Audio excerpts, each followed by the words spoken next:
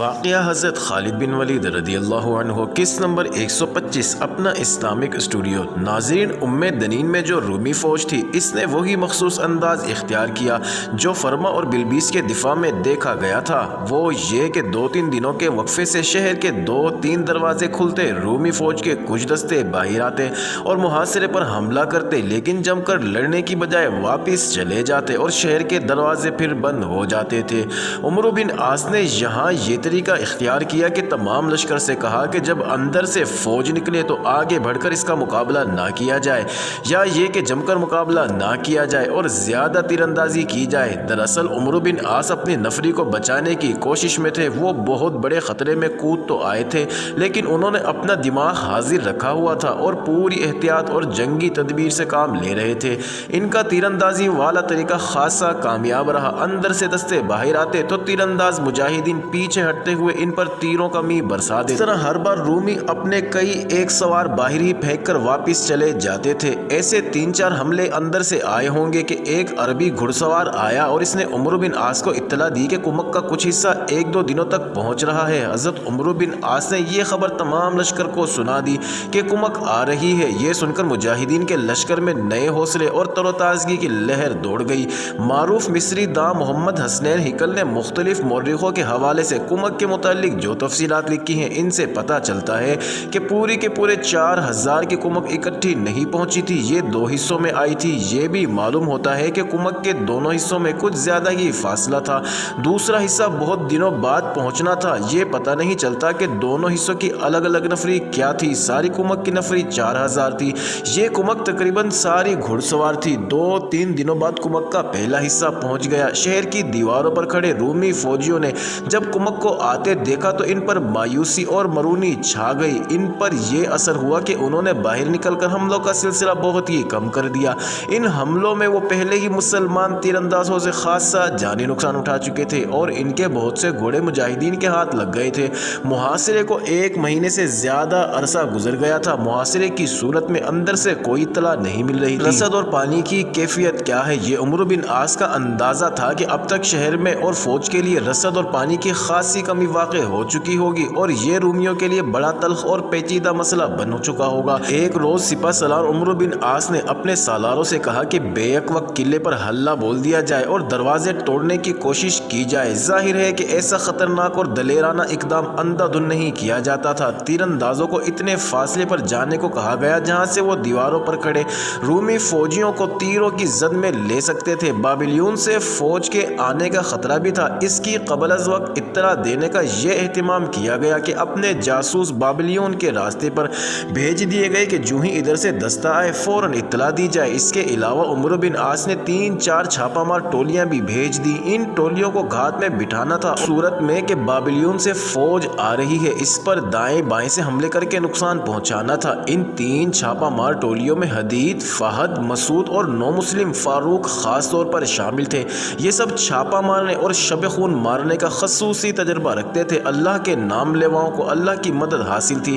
ادھر عمرو بن عاص نے قلعے پر حلہ بولنے کا حکم، ادھر شہر کے 2-3 دروازے کھلے اور رومی فوج رکے ہوئے سیلاب کی طرح حملہ کرنے کو باہر نکلنے لگی۔ تمام فوج ایک ہی بار تو باہر نہیں نکل سکتی تھی۔ دروازوں میں سے 2-2 3-3 گھوڑے نکل رہے تھے۔ عمرو بن عاص نے اپنی اسکیم کے مطابق پورے لشکر کو حلہ بولنے کا حکم دے دیا۔ تاریخوں میں صاف طور پر لکھا ہے کہ اس حملے میں عمرو بن عاص سب سے آگے تھے۔ رومی سوار جو باہر آ چکے تھے وہ شہر کی دیوار اور مجاہدین کے تیز و تند سیلاب کی طرح آگے بڑھتے ریلے کے درمیان کچلے گئے، اور جو رومی ابھی باہر نکل رہے تھے وہ دروازوں میں سے ہی واپس اندر جانے لگے۔ مجاہدین نے انہیں دروازے بند کرنے کی مہلت نہ دی اور ان کے پیچھے شہر میں داخل ہو گئے، لیکن وہ یقینی موت کے خطرے میں چلے گئے تھے کیونکہ ان کی تعداد کم تھی۔ تمام مجاہدین اکٹھے اندر نہیں جا سکتے تھے۔ تیر اندازوں نے اپنی پوزیشنیں سنبھال لی اور دیواروں کے اوپر کھڑے رومی فوجیوں پر تیروں کی بوچھاڑ شروع کر دی۔ سپہ سالار عمرو بن عاص خود صدر دروازے پر جا پہنچے اور کلہاڑی لے کر انہوں نے اپنے ہاتھوں سے دروازے پر ضرب لگائی۔ کسی مجاہد نے ان کے ہاتھوں سے کلہاڑا لے لیا اور مجاہدین نے دیکھتے ہی دیکھتے دروازہ توڑ ڈالا۔ اس موقع پر وہ دہشت کام آئی جو رومی فوج پر پہلے ہی طاری تھی۔ اب مجاہدین نے جو دلیرانہ حلہ بولا تھا اس سے اس دہشت میں اضافہ ہو گیا اور شہر میں بھگدڑ مچ گئی۔ شہریوں میں افراتفری کا بپا ہو جانا काबिल फहम था।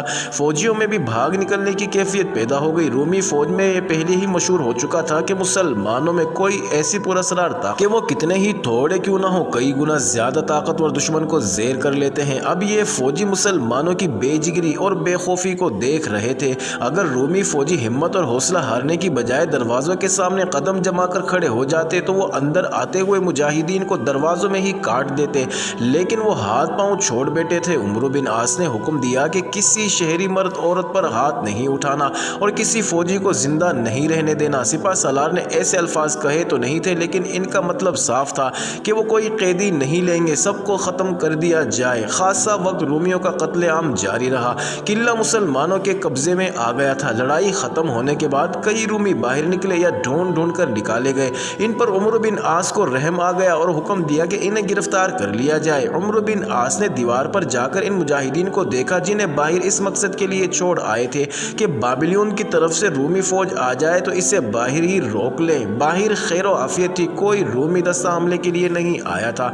बटलर ने चंद अरबी मौरिखों के हवाले से लिखा है कि यह हमला खुद मुजाहिदीन के लिए इतना खतरनाक था कि इसे खुदकुश हमला कहा जाए तो गलत नहीं होगा। खतरनाक भी ऐसा कि बाज़ मुजाहिदीन आगे बढ़ने से घबराने लगे। इनके अंदाज और रवैये में कोताही और गुरेज साफ नजर आ रहा था।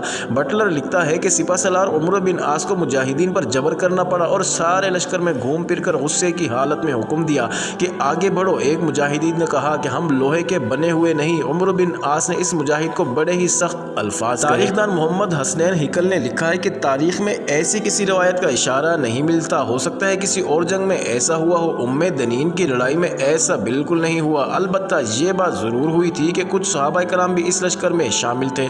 उमर बिन आस को पूरी तरह एहसास था कि वो अपने लश्कर को यकीनी हलाकत में झोंक रहे हैं। उन्होंने सहाबा कराम से ये अल्फाज कहे, आप मेरे साथ हैं तो अल्लाह आपके तुफैल हमें फ़तह अता फरमाएगा। सहाबा कराम ने ये अल्फाज सुने तो वो उमर बिन आस के साथ सबसे आगे इस हमले के लिए पूरे जोश व खरोश से बढ़े। इन्हें देखकर पूरे लश्कर में नया ही जोश पैदा हो गया और ये इसी जोश का असर था कि उम्मे दनीन जैसा मुस्तहकम किला जिसमें फौज कोई थोड़ी नहीं थी, मुट्ठी भर मुजाहिदीन ने फतह कर लिया।